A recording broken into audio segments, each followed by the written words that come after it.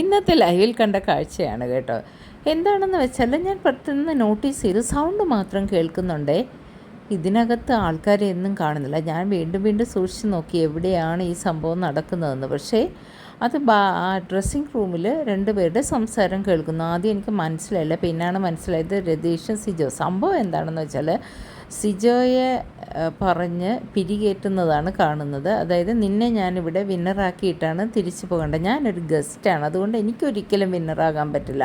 പക്ഷെ നിന്നെ എനിക്ക് വിന്നറാക്കണം. ഞാൻ പോകുമ്പോൾ ഇവിടെ നിന്ന് ഔട്ടാകുമ്പോൾ നീയും ഞാനും മറ്റ് ശത്രുതയിലായിരുന്നു, അതുകൊണ്ടുള്ള പ്രായശ്ചിത്തമാണ് എന്ന് പറഞ്ഞിട്ട് സിജോയ്ക്ക് കുറേ കോൺഫിഡൻസ് ഒക്കെ കൊടുത്ത് സിജോ വിശ്വസിച്ചോ ഇല്ലയോ എന്നുള്ള കാര്യം നമുക്കിനി കണ്ടറിയാം. അപ്പം നമ്മൾ വഴക്കുണ്ടാക്കും, ബിഗ് ബോസ് അത് കാര്യമായിട്ട് എടുക്കില്ലെന്ന് ക്യാമറയുടെ മുന്നേയും വന്നതെന്ന് പറയുന്നുണ്ട്.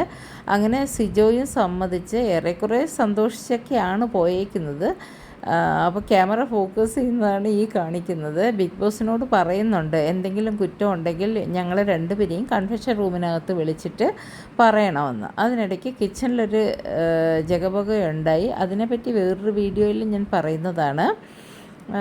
പിന്നെ ഉള്ളത് ഇതേപോലെ തന്നെ രതീഷ് പോയിട്ട് നോറയോടും സംസാരിക്കുന്നുണ്ട്.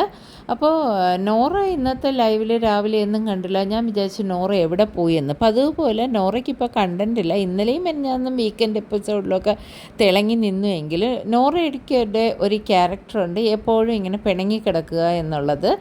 നോറ പറയുന്നത് ബിഗ് ബോസ് ഹൗസിലെ കണ്ടസ്റ്റൻസിൻ്റെ ഒരു ക്യാരക്ടർ, ഒരാൾ സത്യം പറഞ്ഞാൽ അവരെ കൂടെ ആരുടെ നിൽക്കാതിരിക്കുകയും അങ്ങനെ അവർ വീക്കാവുമ്പോൾ അവരെ ത്രോ ഔട്ട് ചെയ്യുകയും എന്നുള്ളതാണ്. അത് മനസ്സിലാക്കിയ ആളാണ് ഞാനെന്ന വലിയ കാര്യത്തിൽ രതീഷിനോട് പറയുന്നുണ്ട്. അപ്പോൾ രതീഷ് നോറയെയും പൊക്കി വയ്ക്കുന്നുണ്ട്. അപ്പോൾ എന്താണ് രതീഷിൻ്റെ ഉദ്ദേശമെന്ന് ഇനി വരുന്ന ആളുകളിൽ നമുക്ക് കാണാം. അപ്പോൾ അടുത്ത വീഡിയോയുമായി നമുക്ക് കാണാം. Okay, bye bye, see U.